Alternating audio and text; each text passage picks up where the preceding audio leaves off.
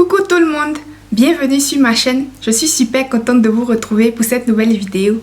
Alors aujourd'hui, j'aimerais qu'on fasse une vidéo qui parle de cheveux, d'hydratation des cheveux et comment garder cette hydratation dans les cheveux le plus longtemps possible. Parce qu'une chose c'est d'hydrater les cheveux et une chose c'est que cette hydratation là reste dans les cheveux le plus longtemps possible. Donc si vous voulez voir comment je fais durer l'hydratation dans mes cheveux, continuez à regarder la vidéo.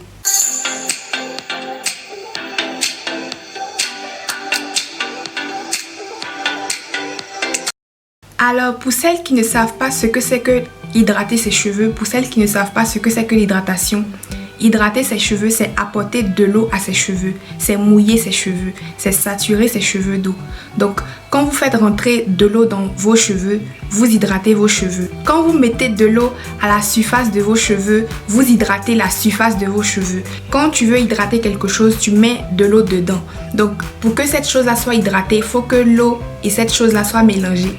Faut que l'eau et cette chose-là fassent un. Pourquoi on a besoin d'hydrater les cheveux? Parce qu'ils sont secs. L'hydratation doit absolument faire partie de ma routine parce que j'ai les cheveux secs de nature qui ont besoin d'eau. En fonction des degrés de sécheresse et puis ce qu'on fait avec les cheveux, il y aura plus ou moins de la casse. Donc la sécheresse, c'est le début de la casse. Donc ce qu'on veut faire aujourd'hui dans cette vidéo, c'est savoir comment faire en sorte que cette hydratation qu'on met dans les cheveux là, comment faire en sorte qu'elle reste dans les cheveux le plus longtemps possible. La base pour que l'eau dure dans les cheveux, c'est que l'eau soit déjà rentrée dans les cheveux. Je ne peux pas juste laisser l'eau comme ça dans mes cheveux et puis j'ai dit j'ai hydraté, c'est fini. L'eau va s'évaporer très vite. Mes cheveux ont une porosité qui ne garde pas l'eau longtemps, donc j'ai besoin de sceller mon hydratation à chaque fois que j'hydrate mes cheveux. À chaque fois que j'hydrate mes cheveux, je dois sceller l'hydratation, sinon c'est comme si je n'ai rien fait. L'eau va ressortir de mes cheveux en quelques heures, en quelques minutes, je ne sais pas, mais dès que mes cheveux seront secs, c'est fini. Mes cheveux redeviendront secs,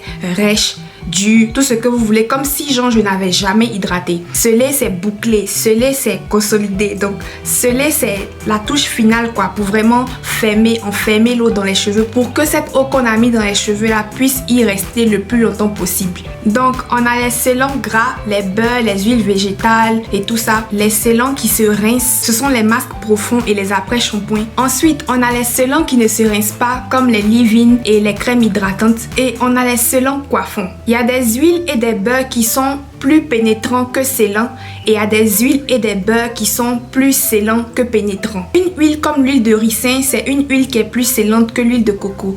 L'huile de coco par exemple, j'aurais plus tendance à l'utiliser pour mes bains d'huile parce que c'est une huile qui peut pénétrer en fait. Donc c'est une huile que j'aurais tendance à utiliser pour mes bains d'huile, à utiliser dans mes masques profonds et tout ça. Et pour le scellage, je vais utiliser une huile comme peut-être l'huile de ricin. Donc quand je finis d'hydrater mes cheveux et que je mets de l'huile par-dessus, c'est une façon de sceller mon hydratation, c'est une façon de bloquer l'eau que je viens de mettre dans mes cheveux, Ça c'est pour l'huile et le beurre, qu'il soit végétal, qu'il soit organique, qu'il soit inorganique. Huile, gras, sans eau. Ça, c'est un moyen de sceller. Donc, les masques complètent aussi l'hydratation. Eux-mêmes, ils contiennent de l'eau en général. Donc, le masque va venir compléter l'hydratation de l'eau qui est déjà dans les cheveux, conditionner le cheveu et aussi laisser quelque chose sur le cheveu pour le sceller. Donc, c'est dans ce sens-là que le masque a un pouvoir scellant. C'est vrai qu'on le rince, mais il laisse quelque chose en arrière quand même qui va sceller les cheveux. De mon observation, j'ai remarqué que le masque a un pouvoir scellant. C'est pas le scellage d'un produit coiffant par exemple, mais en tout cas, ça a un pouvoir scellant, même si ça se rince. L'après-shampoing aussi, c'est un soin qui se rince, mais c'est aussi un scellant dans le sens qu'il contient des agents qui vont venir habiller le cheveu pour le rendre plus glissant, pour faciliter le démêlage. L'après-shampoing va déposer des agents conditionnants, protecteurs, scellants, tout ça sur le cheveu en fonction de l'après-shampoing qu'on utilise. Donc, tout ça, l'après-shampoing va faire. L'après-shampoing travaille un peu plus en surface que le soin profond. Le travail de l'après-shampoing est un peu plus superficiel et lui aussi, bien qu'on le rince, ça laisse un petit film protecteur, un petit film scellant sur les cheveux. Ça laisse aussi des agents dans les cheveux pour combler les petits trous, les petites cassures sur les cheveux, les petits dommages sur les cheveux. Ça aussi, l'après-shampoing peut faire ça. Le leave-in conditioner, c'est exactement la même chose que l'après-shampoing, mais ça ne se rince pas.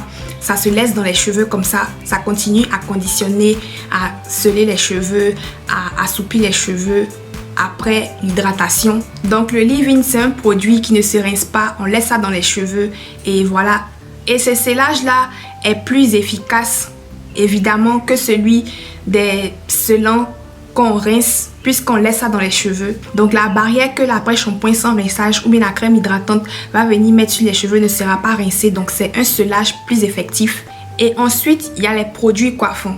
Les crèmes activatrices de boucles, les crèmes coiffantes, les gels, les mousses. Ça aussi, ce sont des produits scellants qui ne se rincent pas et qui m'aident à me coiffer. Le leave-in par exemple va sceller mon hydratation, voilà, assouplir mes cheveux, tout ça, mais ce n'est pas un produit coiffant. C'est pas un produit qui va m'aider à dessiner mes boucles et les figer en place, comme par exemple le gel ou bien une crème activatrice de boucles. Les produits coiffants sont des produits qui, en plus de sceller l'hydratation, modèlent les cheveux dans une coiffure qu'on veut, nous aident à coiffer les cheveux en fait. Donc c'est dans ce sens-là qu'un produit coiffant est lui-même un scellant. L'huile seulement ne suffit pas pour sceller mon hydratation.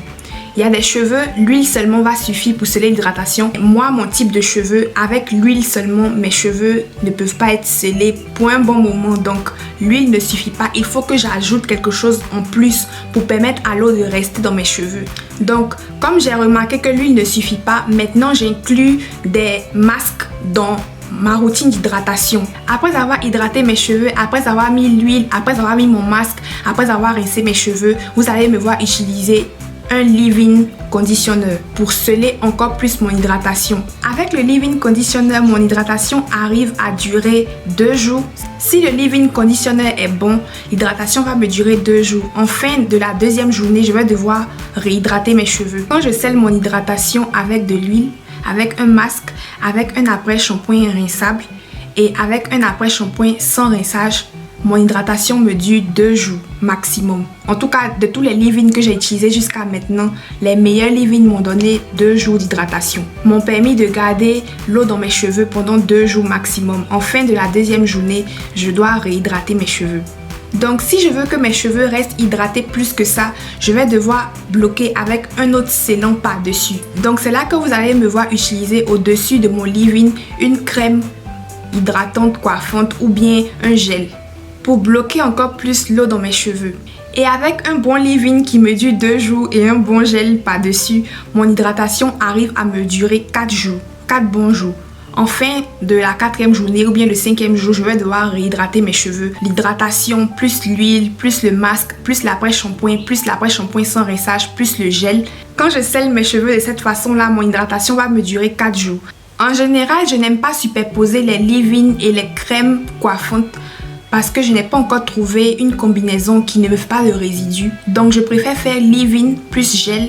Et si je veux utiliser une crème hydratante coiffante, j'utilise juste ça, juste la crème hydratante coiffante comme produit coiffant. Donc je ne fais pas leave-in plus crème hydratante, je fais directement crème hydratante coiffante. Moi, de toutes les crèmes hydratantes coiffantes que j'ai testées jusque-là, la meilleure m'a duré 3 jours d'hydratation. 3 bons jours d'hydratation. À la fin de la 3e journée ou bien le 4e jour, je dois réhydrater mes cheveux. Bien sûr, je continue de tester des produits, donc ça peut arriver que je découvre des produits qui sont mieux et qui me permettent de sceller mon hydratation jusqu'à même 5 jours, 6 jours, 1 semaine.